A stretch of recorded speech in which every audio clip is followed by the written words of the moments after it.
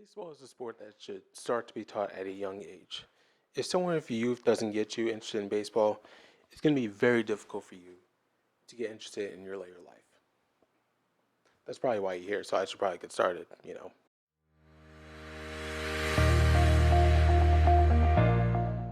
Hi, my name is Peyton Nelson, and while I wouldn't call myself an expert, I write about this grand sport for a living at the site below, or on my hoodie. If you're watching this video, you're probably a casual fan of baseball, young or old, or you're in a country that's not affluent in baseball and you want to know how you can begin to start your baseball fandom. Or you are one of those people who do love the game, but everyone around you doesn't know a thing about baseball because This sport is so boring. Why did they play it for so long? How can you even score points? How is he out?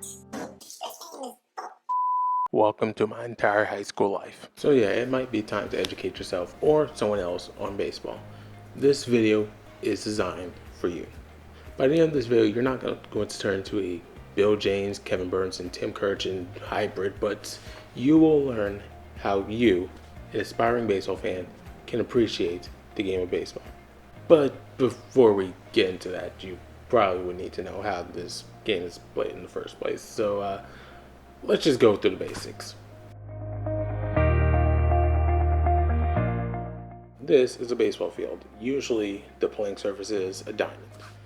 This is home plate, this is first, this is second, this is third, and all of them are parallel to each other. Usually somewhere from 60 to 90 feet away from each other. Usually in the pros, this number is 90. The point of baseball is to score more runs than the other team in a specified number of innings. To score a run, your team has to round these bases in order, touching each one with some part of the body and counterclockwise. Every trip around the bases by an individual player equals a run.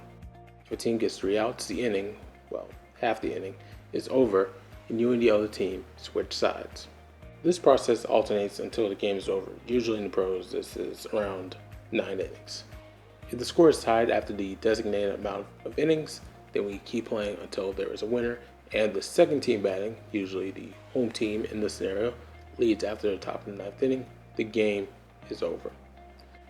So this sounds simple, right? Just hit the baseball, run around the bases, score some runs. Well, there's 9 guys on the field trying to prevent those runs from scoring. On this makeshift field, we have the name, abbreviation, and designated number on the scorecard, usually used for scoring purposes, for each position. These 3 guys that you see all the way out here are called outfielders. If a ball is hit to the outfield, they are responsible for catching fly balls or high line drives, or holding runners where they are for balls that find the grass before they catch it. The center fielder is usually the best defensive outfielder on a team. These 4 guys, a little bit closer to home plate, are called infielders. If a ground ball is hit, they have to throw and get a runner out before he reaches first. If there is a runner on first beforehand, the infielders may elect to turn double play for 2 outs. The shortstop is usually the best defensive player, unless the shortstop's name is Derek Jeter. I apologize for mouse bursts, Yankee fans. Anyway, when you start watching, you will see all 7 of these guys move around based on strategy, but these are the general areas where you'll see each player throughout the game. The pitcher is the guy who throws the ball from the mound to the batter. Their goal is to retire, that means, get out, a batter, ideally by not allowing the batter to make contact with the pitch, but obviously that's not going to happen all the time. The guy behind the plate is the catcher. The catcher has a lot of duties to do behind the plate, but the only thing you need to know right now for basics is that he is responsible for catching the ball. Sometimes. He and the pitcher are a tandem. The catcher is responsible for calling the game for the pitcher, trying to throw out the batter's timing, while the pitcher uses his variety of pitches to execute that plan. We call this a batter in baseball terms. Also, a catcher usually squats a lot. This is a strike zone. Well, the objective strike zone. Because of umpires, this strike zone is sometimes very, very subjective. Typically, if a pitch passes through this plane, it is a strike. If not, it is a ball. If the batter swings and misses, it is a strike. If the batter hits a foul ball, where it's not in between one of these 2 lines or hits one of the 2 foul poles in the outfield, it is a strike, although you cannot strike out on a foul ball, and the at-bat continues. After 3 strikes, you're out. After 4 balls, you can go to first. If you're hit by a pitch, you can go to first, and if the batter makes contact, we'll get there, I promise. Matter of fact, We're getting there right now. Let's talk about the action. There are many ways you can get out aside from the aforementioned strikeout. If a ball is hit on the ground and the throw to first is made before the batter can reach first, that's a ground out. If the lead runner or the runner on base closest to home that cannot go back because every other base is full fails to reach the next base before the infielder, that's force out. If you hit a ball way up in the air to an infielder and sometimes the shallow outfield and it's caught, that's pop out. If a ball is hit up in the air and deep to the outfield, it's a fly out. Any ball caught in the air that's at less than a 20-degree angle from where it was hit, that's not an exact number by the way, it's a line out. Hi Cameron Maven, how you doing? Any out made in foul territory is a foul out. If a routine out can be made but a player decides to forget how to play baseball, because, it happens sometimes, that's an error. If an out is not recorded or an error is not made, it is a hit for as many desired bases until the batter reaches their desired target without being tagged out, or if they are tagged out on base paths like a nickname. Oh yeah, there are sayings for everything in baseball. Anyway, if a batter reaches first on a batted ball, it's a single. If a batter reaches second, it's a double. If a batter reaches third, it's a triple, and those are very rare. And if a batter successfully rounds all the bases in one speed trip, or a safety card who makes life easier for everyone that just hits it over the fence or off those foul poles, it's a home run.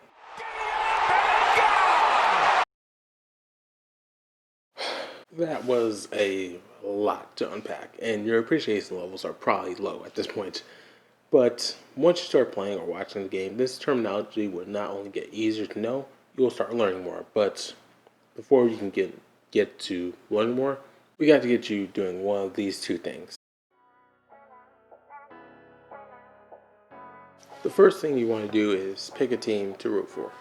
Ideally, you should just root for your hometown team, stay loyal, but you can also look around on the web and learn more about some teams, their history, where their minor league facilities are, their jerseys, whatever appeals to you before making a decision on a team to root for. During the baseball season, you want to watch the live product on the field. Ideally, the best place to learn is at the ballpark and watching an actual game, but at the time of this video's publishing, you can't because of this virus. You might have heard of it. The next best thing is to watch a game at home. If you have a baseball friend or friends, real friends, you might want to watch the games with them. They can help you explain what's going on in the game, from the simple moments like this to the what the absolute hell is happening right now moments like this. If you have to watch the game by yourself, turn up the volume. The commentators for the game, some former players at the highest level, Major League Baseball, are well versed, and if you're listening, can basically teach you the game right on the fly. So what happens if you start getting interested in baseball during the off season? Major League Baseball's YouTube channel provides so many clips and even full games from the past that you can watch on demand. There are also many compilations on the YouTube website that condense epic baseball moments into one video. Sometimes it just takes searching and will be on the internet and finding a video that interests you for the low price of an unskippable advertisement, unless you use an ad blocker. But anyway, the possibilities are endless. You can go ahead and rewatch a condensed version of that Yankees Twins marathon that had you and your Yankee fan friend going insane all night. You can go and watch Barry Bonds break the home run record 700 times in a row. Believe me, I've done that 700 times in a row. 756! The possibilities of YouTube are endless, and because the platform might as well be modern day education, it can teach you the history of baseball as well. Want to know more about the history of the game by reading? Hop on Wikipedia, Baseball Reference, and other resources. There are also a bunch of MLB content creators that specialize in baseball content. Want to leave the realm of Major League Baseball for a minute? Little League World Series, College World Series, Foreign League videos, a bunch of other content, just random scattered homemade videos of people playing and enjoying the game of baseball. I said enjoying around the web. Want to leave real baseball land altogether and hop to a little fantasy? Hop to Netflix and turn on a baseball movie. My personal recommendation, Little Big League. How sad. Another tragic victim of the night nurses from Jersey. But to really appreciate the game of baseball, you have to play it. At some point, you just have to grab a glove. If you're a young person watching this video, maybe 12 or 13, there's still time to get involved. Some of the best players that we have seen in baseball, Dee Gordon, Adam Jones, they didn't start playing baseball until they were high schoolers. Ask your parents to sign you up for your local little league. Baseball equipment can be expensive and a reason why the urban youth is turned away from the game, but if you're casually enjoying the game, all you really need is a pair of cleats and a glove. Everything else will likely be provided by the league or your coach. If you're older and aka not a kid, there are some adult baseball and softball leagues in your local area that you can potentially join. But if you want to practice by yourself beforehand, go outside, throw off a wall a couple times a day. Listen, as long as you have a glove in your hand and the ball hitting it for the first time, you'll gain a greater love and appreciation for the sport of baseball. To the friend watching this video to show their friends, try to stay away from all the advanced stuff at the beginning. If you don't understand what's happening, show some other examples. Don't try to throw your Fangraphs knowledge at them after a month because they're not going to understand it. Again, this sport takes some time to love. You want to gradually get someone interested. Also, if your friend is still calling runs points by week 7, then just start slapping him every time he says points. Alright bro, how many times do I have to tell you we gonna run?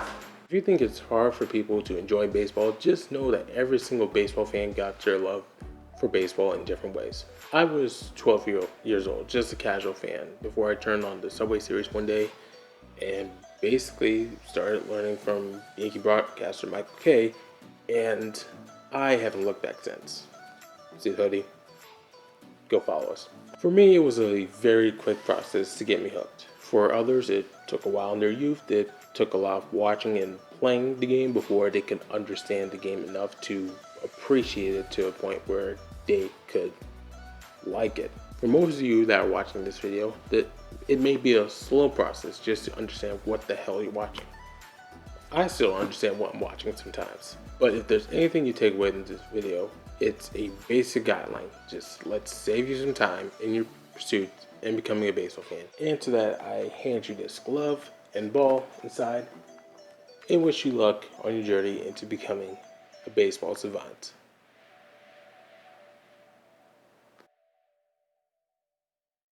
Oh, also, if someone says that these three aren't the GOATs, they're wrong.